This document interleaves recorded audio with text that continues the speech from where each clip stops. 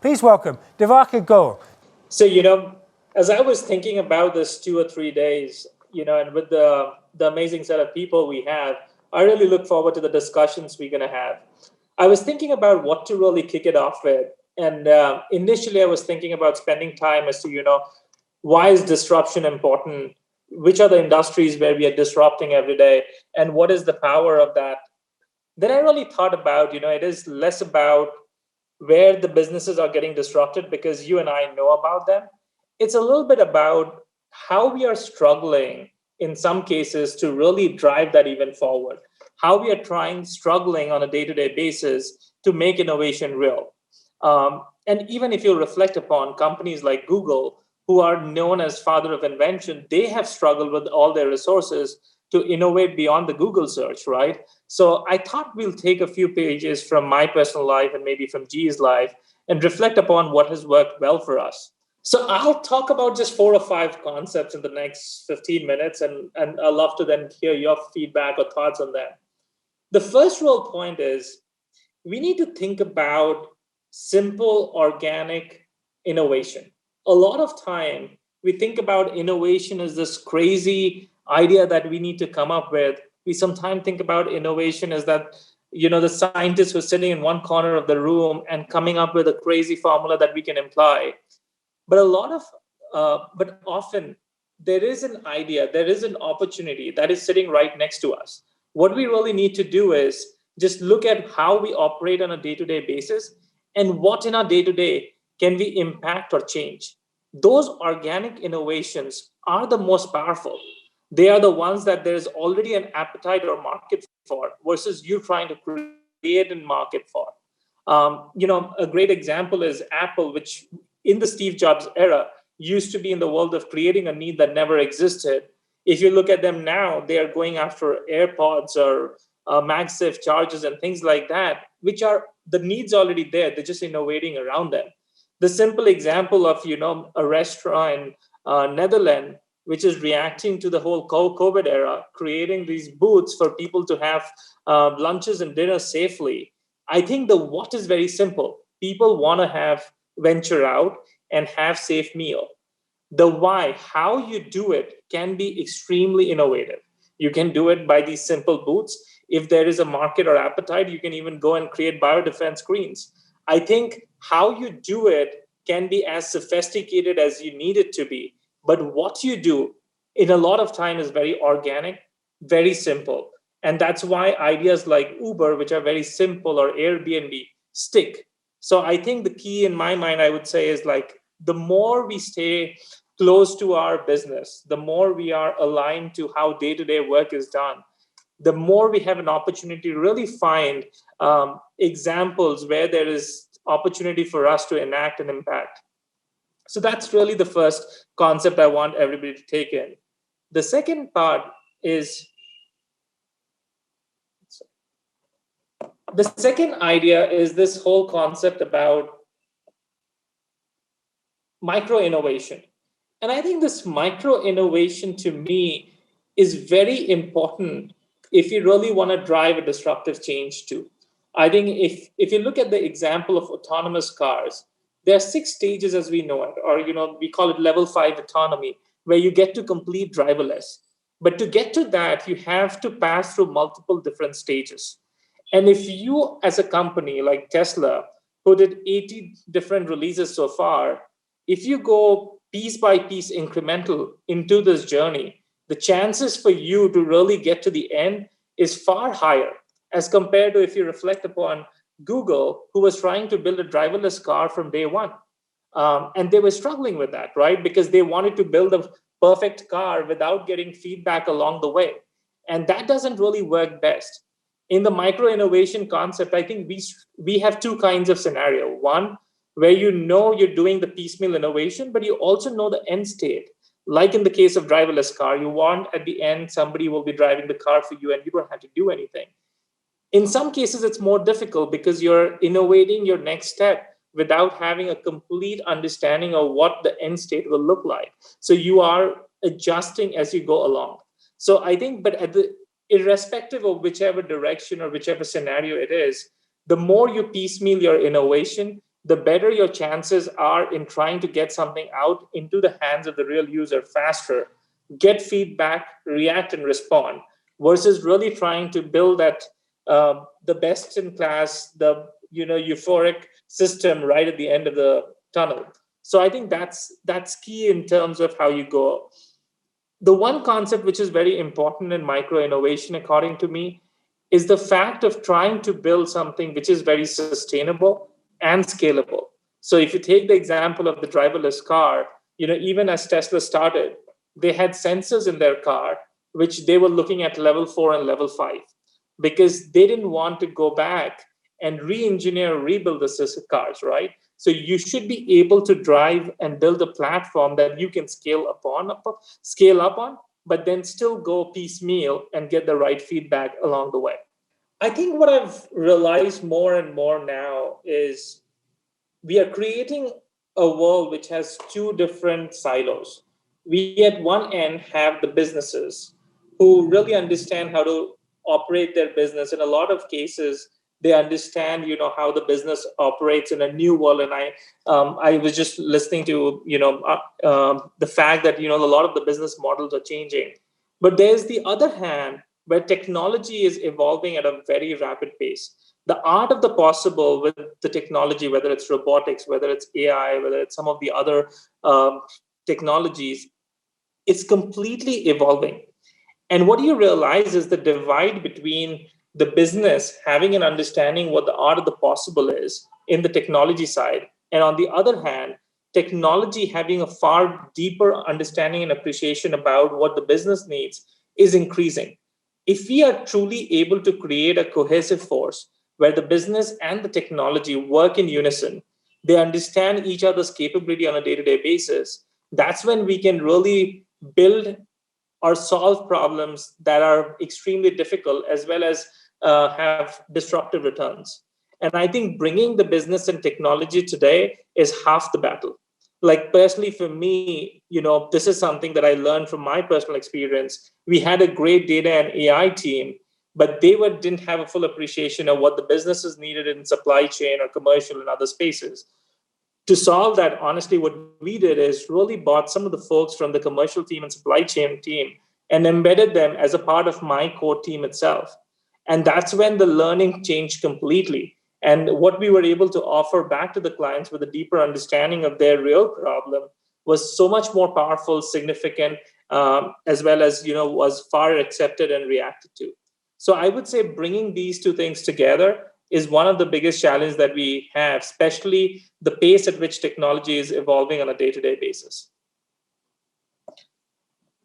The fourth thing is, and I spoke a little bit about, obviously, given the climate that we exist in, there is a lot of natural adoption to change, especially at a senior management level. There is a realization that this disruption of digital era is coming, and we like it or not, we need to adopt to it. The sooner we embrace it, the better we will be in a longer term. And there are funding now. There are people who have the appetite to understand and hear more ideas. CEOs are spending the necessary time with the digital transformation teams because they understand, how their own businesses are disrupted and they need to align to it. But at the same time, when you come up with an idea, when you come up with a change, it is difficult to roll that out. And what often it is important that you have a champion at the highest level who is really to usher this idea or this innovation to ground realities. But more often than not, you really need that support ground up.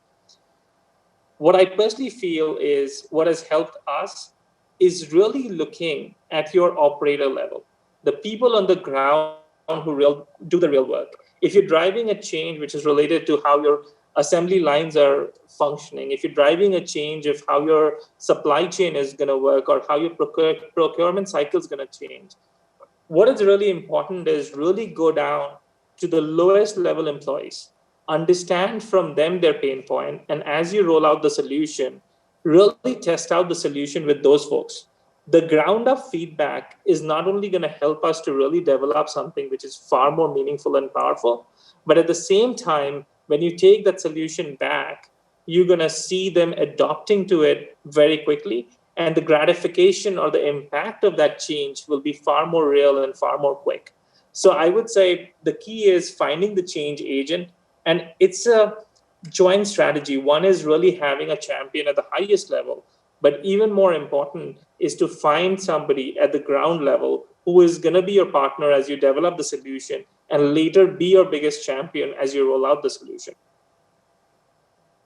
I think the last thing that I will leave the audience is that, especially as we think about innovation, no matter what it is, right? The cycle, how from the time you come up with a conceptualize an idea to the time that really becomes completely operationalized, everybody in your organization or your clients or customers are really adopting to it, takes anywhere between 2 to 5 years, depending on the industry you're in.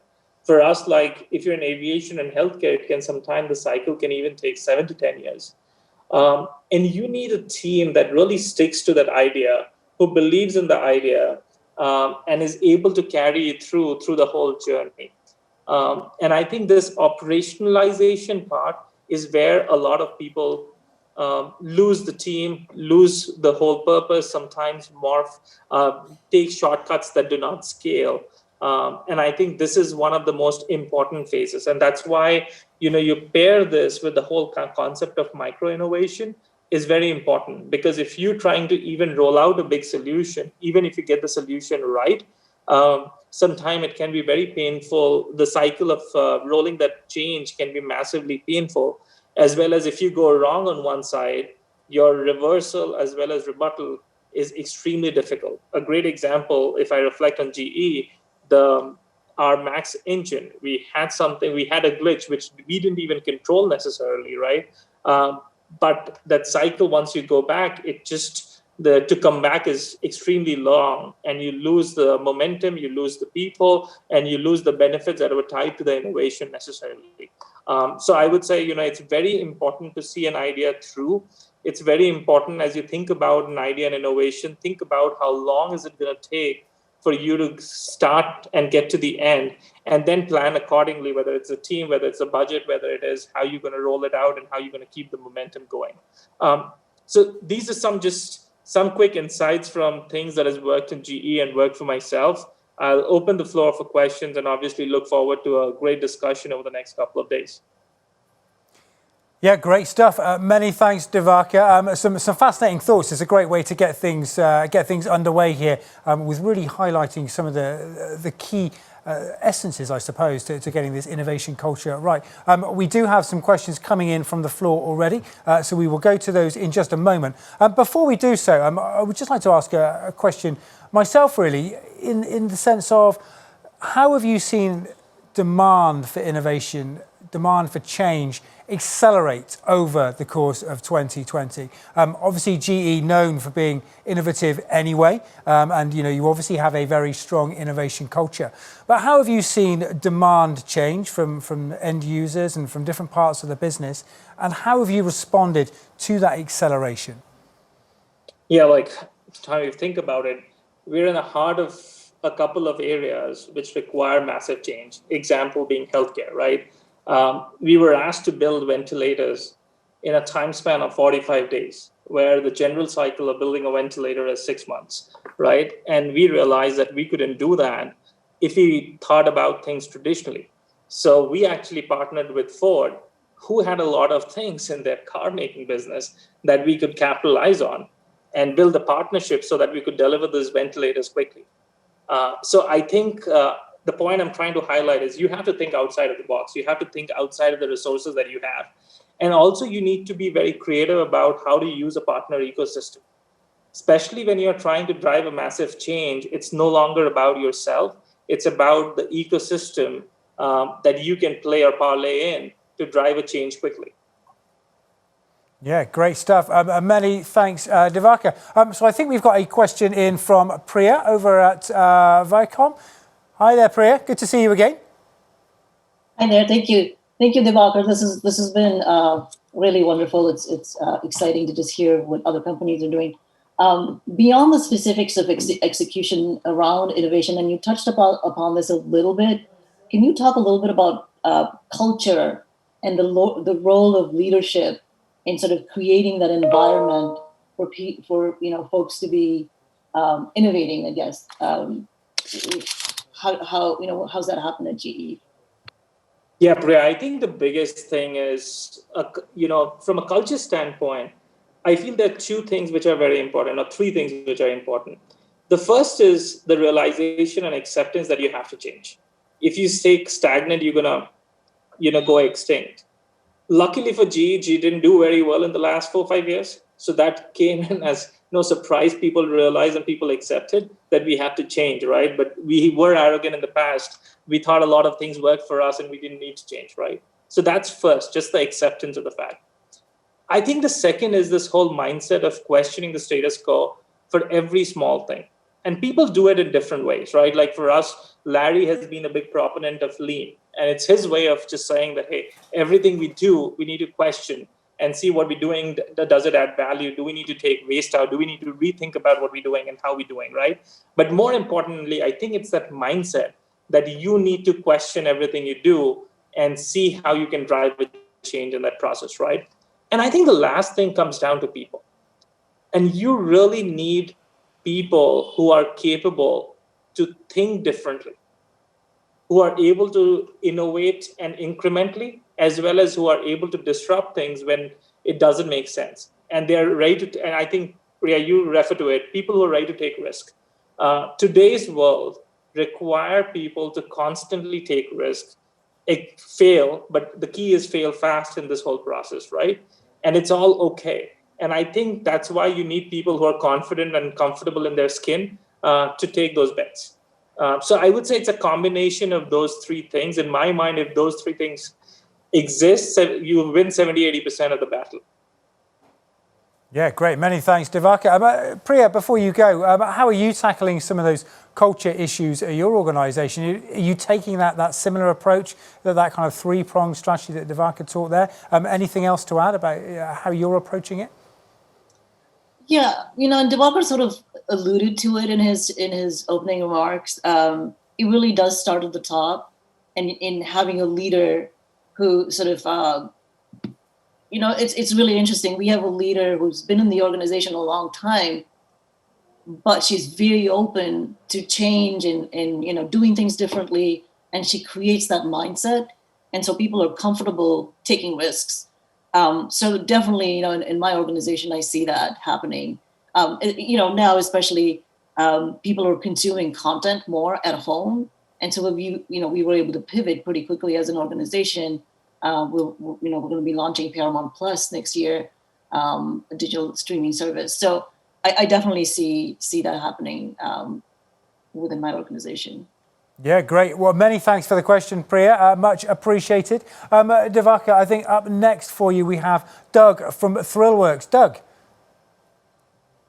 Hey, Doug. Hi, thanks so much for doing that great talk. My question is a little bit around constraints. You mentioned at the beginning the restaurant that had gone and created the booths to make their customers safe. They probably never would have done that, without COVID. And there's a constraint that's been placed on them that has forced them to innovate and evolve. When we think about post-COVID, what do you think about the idea of artificial constraints, or how do we keep that idea of pushing and driving innovation going? Yeah, no, Doug, it's an interesting and it's an extremely valid question. I personally think that we work in a world of constraints no matter what it is, right? Mm-hmm. Like even if it is post-COVID or pre-COVID, we had constraints around funding. We have constraints around our competitors looking at things differently. We have constraints about consumers' demand, right? So there is always something or the other which is a constraint. It means I would say once in 100 times you are operating in an ecosystem where you're really creating something without a constraint, like Apple's iPad, right? Nobody was asking for it. You really didn't have a constraint. You're creating something. But I think more often than not, it is there. I personally feel it is more how do you react and how do you use that situation to your advantage?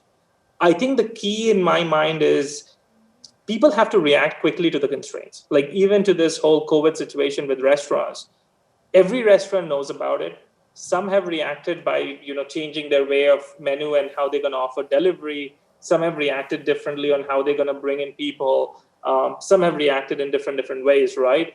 And I think at the end of the day matters as to how much of deep pockets or risk appetite you have in terms of doing that. What is your country allowing you for, as well as, how can you work around the thing? So I think the key is you have to act fast on those constraints. You will never get them right, but I think you need to constantly iterate and pulse out, right? You may create a booth and you may realize people are not coming. Then you say, okay, you know what? I need to do something different. I think it's about how do you constantly iterate through that whole process. Awesome. Great. Thank you. Yeah, great. Thanks, Doug. Many thanks for the question. Much appreciated. So I think up next we have Michael from Quantum Metrics. Hey, Michael. Hi, how are you doing? I am very well. How are you today? Hey, great. These are wonderful summits. Thanks for putting these on. Really appreciated the keynote. The question I've got for you is with regards to micro innovations, especially right now in this period that we're in, right? Because everything is accelerating. From a pure play digital perspective, because so many experiences are digital first nowadays, do you see these innovations as being experience driven by like a journey or a studio owners like within an organization, or what's your experience like at GE?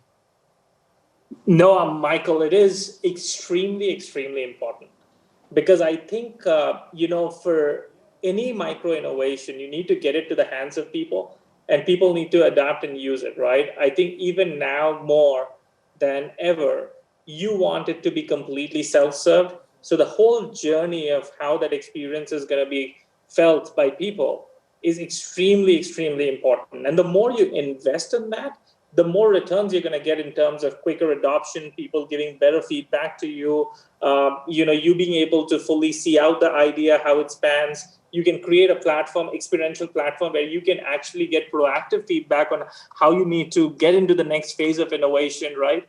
Segmentation of your population, and maybe even providing a different experience based on segmentations. So I would say that whole journey and experience mapping, UX to me is no more a buzzword. It is how you need to really invest, right? And if I have to take a step even further, Michael, we need to think about this whole analytical and transactional world coming together. Because it's like in the future, the experience you will be providing, it's not going to be even static. You're going to know about a segmentation. You're going to know who is reaching out to you from which domain, what age group, what location, and you may provide even a completely different experience to them, right? So it is going to be far more AI driven and adaptive, and that's extremely important too. Yeah, thanks, Diwakar. Michael, is this something you're seeing, this kind of rise of experiential measures and metrics, I guess, as we're going forward when we're looking at innovation? Yeah, so I'm right in alignment with Diwakar on this. Most of the organizations, that we're partnered with have adopted, it's that next level of personalization for digital experiences. It's like a continuous mindset where their studio owners are really looking at, hey, the analytics we've been leveraging for the last decade, is that really what we need to be leveraging moving forward to continuously provide a stellar digital experience and drive loyalty and drive engagement and drive, essentially the holy grail, some type of conversion, whether it's a lead or a sale, whatever it may be, right? Yeah, great stuff. Sorry to that, if you think about, you have these so many ECOTs, Macy's and Nordstrom, and all of them have it, right? Once you get somebody, actually the revenue, how much you're going to book for them, vastly varies on the kind of experience you offer them. You can actually double and triple the revenue on that particular transaction if your experience is extremely high. So depending on the segment, whether if you're a retail business or an e-commerce business, the experience is far more important than maybe like an aviation or something else. Great. Many thanks for the question, Michael, and for sharing your thoughts as well. Look forward to hearing more from you over the next couple of days. Diwakar, up next, I think we've got John from the Carlyle Group. John. Hello, John. Hello, and thank you for that great keynote. I really appreciate it. It's a fantastic summit. Excited for the conversations ahead. At Carlisle, we've gone through an agile transformation and really realigned our technology resources to business focus areas. It's been great for the firm, and I see that we've been able to increase our velocity as we've empowered our agile teams. And so really taking on some of the micro innovation ideas that you've discussed here. One thing that I've noticed as being a member of our leadership team, though, is it's become more difficult for us to coordinate activities sort of horizontally across the firm, especially in the area of data. So I'd love to get your perspective on that challenge and how you think about that in general. Great question, John. So actually, this is a subject that I'm extremely passionate about. So John, what I would say is, the reverse of as you do this, what you've done in your business, which is a very client-aligned approach of outcomes, right? Where you have embedded the technology team and make them partner with their functional counterparts. The advantage is you have a very strong, close alignment with what the function wants, and you're continuously delivering and building on it, right? The flip side of that is you're actually perhaps creating a lot of things which are not scalable. You're not leveraging something which is common across the board, right? And you're not even bringing these functions together sometime, which is needed, right? You're having a commercial function alignment, which is different from your supply chain, right? Ideally, you want them to come together. So I think what is important here is you need to, in my mind, you need to have a hybrid approach. You need to build a platform which is common across all the different groups. You need to bring all the data together in that one single platform and honestly invest into data modeling to make A talk to B, talk to C, talk to D, right? And then maybe have products on top of it, which are, again, self-service, designed in a way for everybody to leverage. And then on top of it, once you have a common foundational layer, you then have the same pocket approach that you have, where you partner with the businesses to continuously iterate and innovate in their space. But you need the common foundational layer allows for consistency, allows for scalability, allows for connectivity. So it doesn't go rogue. And sometimes it becomes difficult to unwind if you go completely rogue. It may look great on day one, but as time passes, it becomes difficult, if that makes sense. No, that's great. Thank you so much. Brilliant. Many thanks for the question, John. Much appreciated. We look forward to hearing more from you over the next couple of days. So I think up next we have Sami from Manitowoc. Hey there, Sami. Hi, Liz. How are you? Good to see you. Good to see you too. Many thanks for joining us here this morning. So what's your question for Diwakar, Sami? Before that, I think I echo before what they said about the summit. I've been attending the summit, starting with the manufacturing, first one, then second one is the supply chain. There's a third one, I think GDS. You guys are doing a great job. Thank you very much. Keep doing that. Coming back to Diwakar, wonderful. I think the first impression is the best impression, they say. You made an impression about this, as a keynote speaker. First of all, I like your hairstyle as innovative, by the way. Okay. I'm losing my. You said two things. One is the blending business and technology together. That is a challenge. And then also for that, important thing is the change agent. It has to start from the ground up, And then so based on that, what I'm saying is, I think you set a stage for our roundtable conference, a meeting that is going to be soon. That is the workforce transformation. That's what one of the roundtable I'm going to be, leading. And then so I would say blending technology with humanity is the very fundamental key thing before even going to the business level. I think for that, in other words, you said about the leadership or the change agent to start from the ground up. That is, again, in a way, workforce transformation is the key. So we need to fundamentally transform the workforce, a 21st century workforce, using technology. So my question to you is, as a GE is known for innovation, by the way, and then so how GE is overcome this challenge, blending technology with humanity I call it the deskless workers or very shop floor employees coming from manufacturing industries, or even the worker level, even the office environment.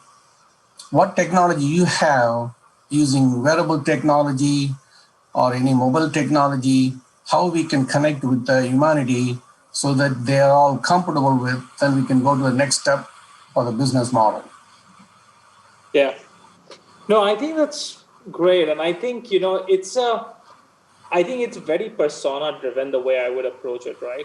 Because depending on what's your role, the kind of technology varies a lot, right?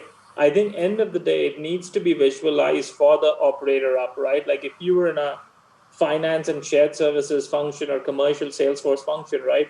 You need the best of tools which are telling you, which customers to go after, what their profitability is, what their bad debt ratio is, and all of that. And that is available to them on mobile because they are mostly on the ground, right? So when you're talking about a field service guy or a commercial guy, it's about mobile technology.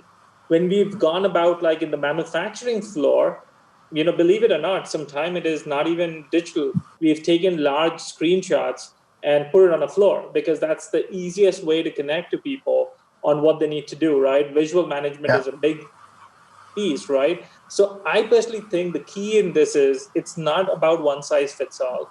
It's about, again, connecting to the operator more from a persona and the function they serve, and then providing a technology which is very naturally adaptive to them, right? If I gave a guy who's sitting on a shop floor and he's counting something, and if I gave him that, hey, he needs to now use the mobile and do something, it's not natural because both his hands are occupied, and it is not going to work very well, right? So I think sometimes we have a sense that, okay, if we just give everything in iPad and mobile, it'll be best. It's not necessarily always the answer. So I think it is about really aligning to the need. Brilliant. Many thanks, Diwakar. And thanks for the question, Sammy. 100% agree with you on Diwakar's awesome haircut. Slightly envious and in awe of that myself. Many thanks, Sammy. So up next, I think we have Dan from the Travel Group. Dan. Hi, good morning, everyone. Thanks, Dan. Diwakar. That was very interesting and relevant for us. I just wanted to ask you a specific question about the transformation team. And so Barry and I are attending from the Travel Corporation, and we're undergoing a significant transition, really from B2B to B2C and being direct to the consumer. And so with respect to the transformation team that you've seen succeed at GE or in previous experience, keen to know who's involved. So what is the size of that group? What are the types of roles that you typically would see as part of that team? How frequently do they meet? And how are they empowered? And then the last one is just in terms of the time frame for delivery. Are you kind of looking at like a 2-year plan with 90-day kind of increments? How do you structure kind of the horizon of your transformation plan? Correct. Yeah, no, I think, and I'm sorry, I missed your name if you don't mind. It's Dan. Yeah. Dan. Yeah. Dan, I think it varies. And can I know which industry you're in so that I can maybe connect to one of the industries that we have? Of course, we're in travel. So I know you guys have aviation, but we're travel, yeah. Perfect. Okay. So I think what we have realized is, and I'll give you an example. We were going through transformation in aviation, healthcare, right? These are two businesses. We were going through massive transformation.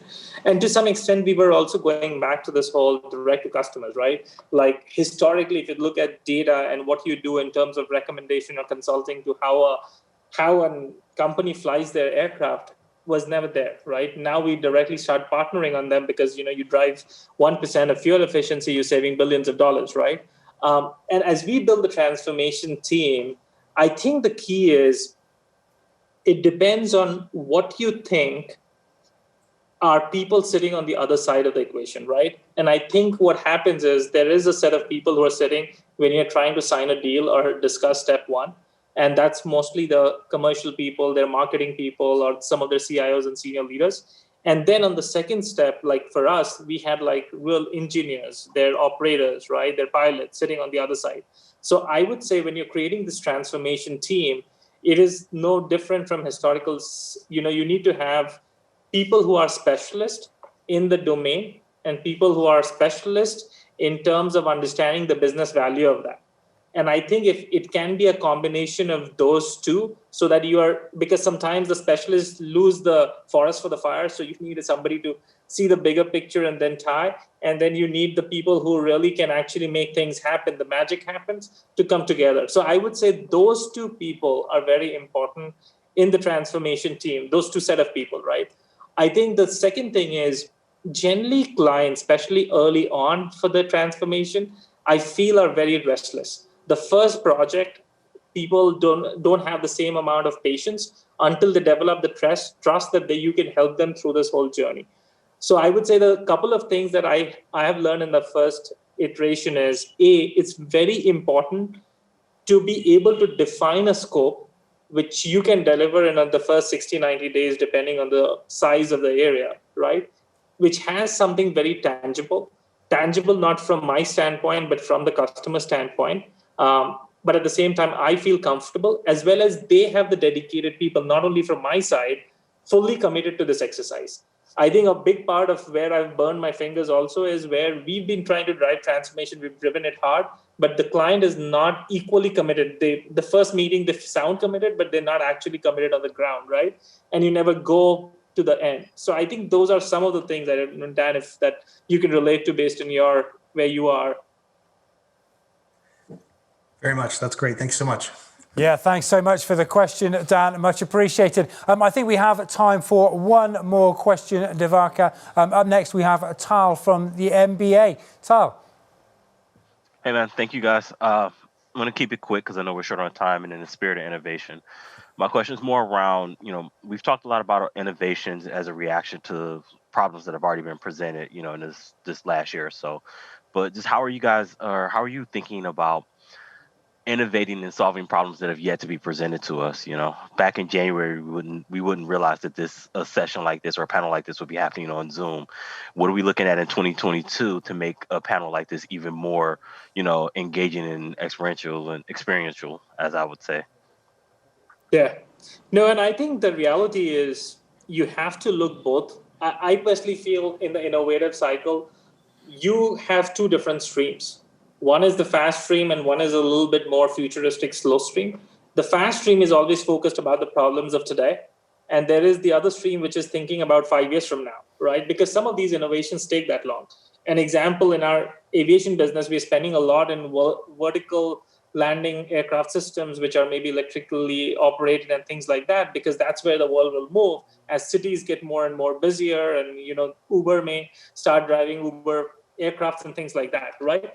So I think you need to do both the streams. It's not one or the other.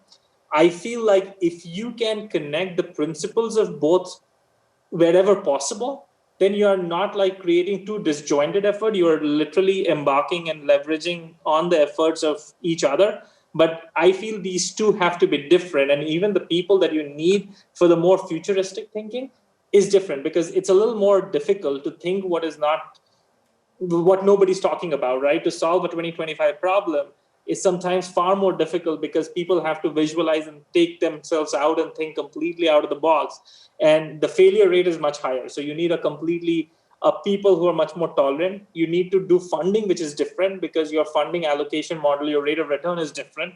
So I think in my mind, you need to work through them differently. That's why the way we do is we have a research center which is more focused on futuristic projects. And then we have a inbuilt research in the businesses, which is more focused about the next 12, 18 months. And that's how we delineate them. Awesome. Thank you. Yeah, great. Many thanks for the question, Tal. Great to get a forward-looking question in the mix so early on. Diwakar, that is all we have time for in terms of questions. Many thanks for getting the summit off to such a wonderful start. A brilliant presentation, loads of questions from the audience, loads of discussion already. So, Diwakar, enjoy the rest of the next couple of days, and many thanks for getting us off to such a strong start. Thank you, and look forward to the discussion. Thanks for all the questions. Thank you so much. Take care.